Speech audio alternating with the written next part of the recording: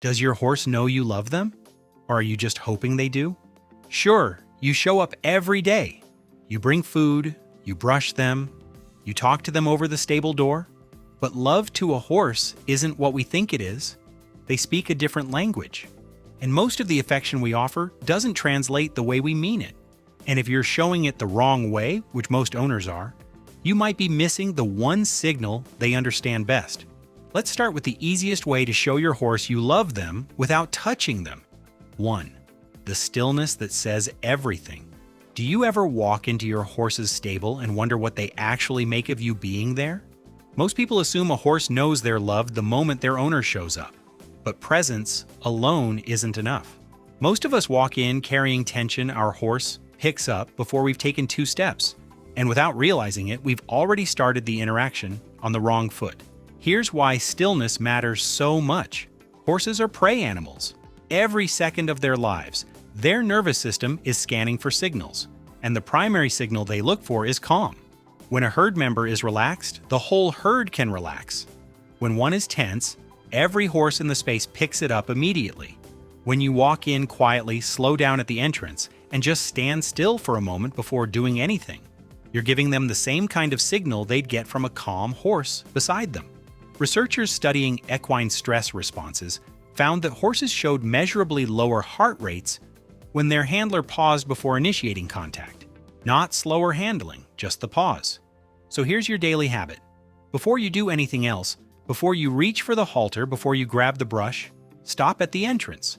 Breathe. Let them see you standing still. Give them 5 seconds of nothing.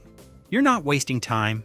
You're speaking the first word of their language, and that word is, I'm safe. And so are you. And stay with me, because the last habit on this list takes that feeling even further. It reaches a part of your horse's memory that almost nothing else can get to. 2. The voice that makes them feel like yours.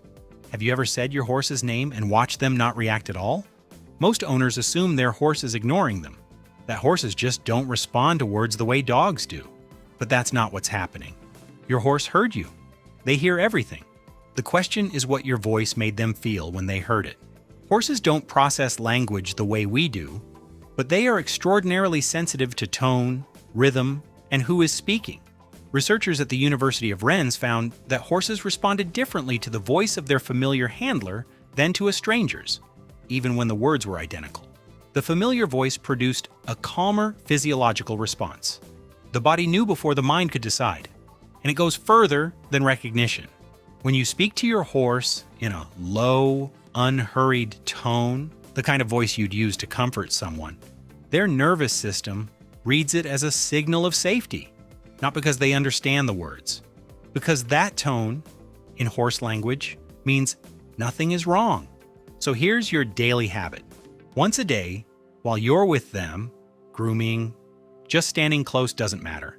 Say their name, slowly, warmly, like it's not just a label, but something that belongs to them.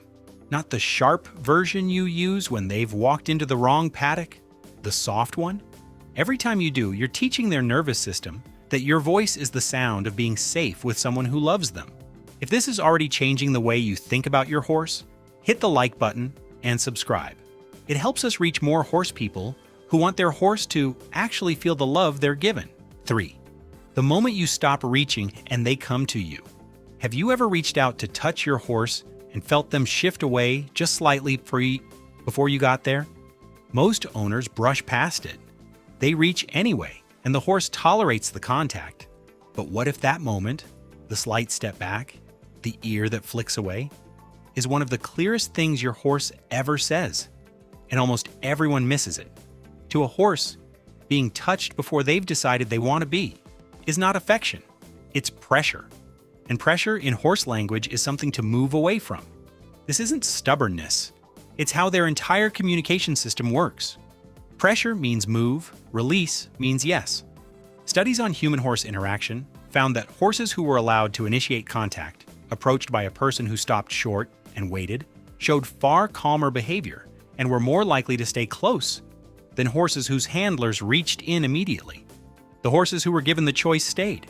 The ones who weren't tolerated. So here's your daily habit. Instead of reaching in, Stop just short of where your hand would land. Hold it out and wait. If they stretch toward you, you're in. Pet them, scratch them, stay as long as they want. If they don't move toward you, drop your hand and let them be.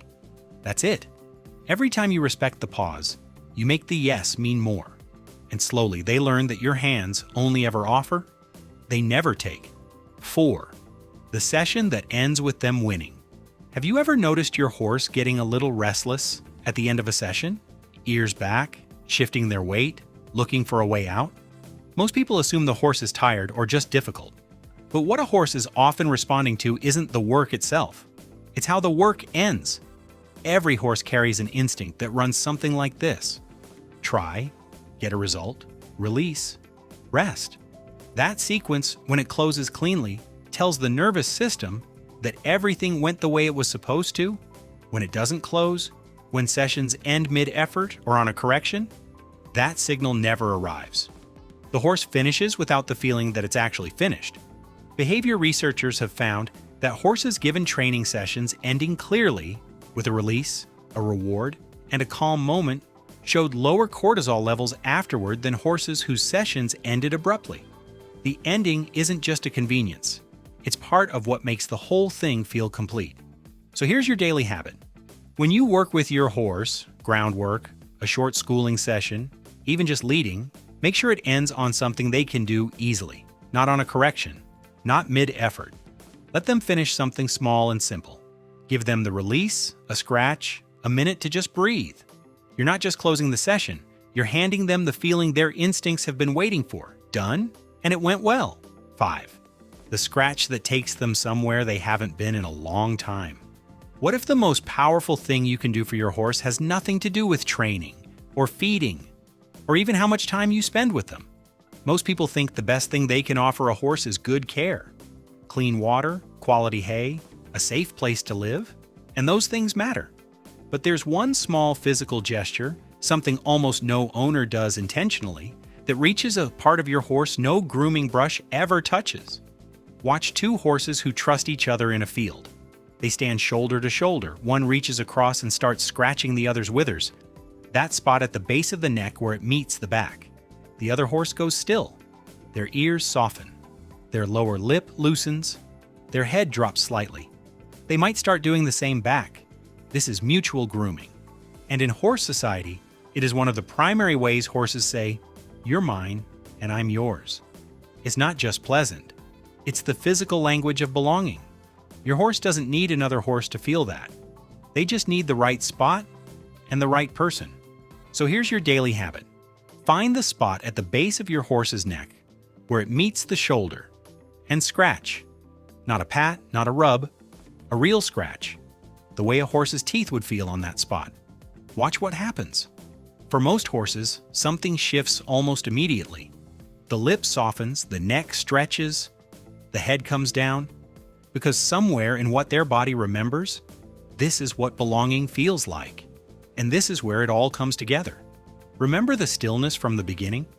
The way you paused at the door to say, "I'm calm and you're safe"? This is that same message, delivered in a language they learned from the very beginning. You're not just someone who shows up. In that moment, you're part of their herd. Let them lean in. Don't chase it. Let them choose to stay. When they do, you're not just their owner anymore. You're family. You're home.